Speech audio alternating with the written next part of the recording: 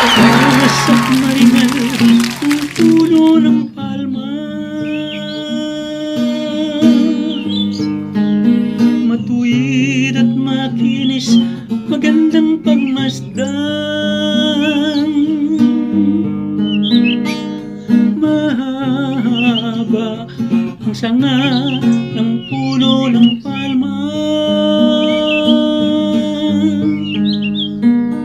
marikit na anyo ang saglay niyang kagandahan.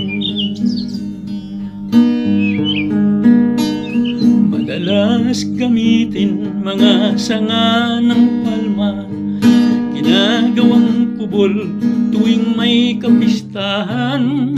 Mula pa nung unang panahon, sa palibot ng Jerusalem tumutubo na ito. Mataas at maringal ang puno ng palma, matuwid at makinis, magandang pagmasdan. Mahaba ang sanga ng puno ng palma,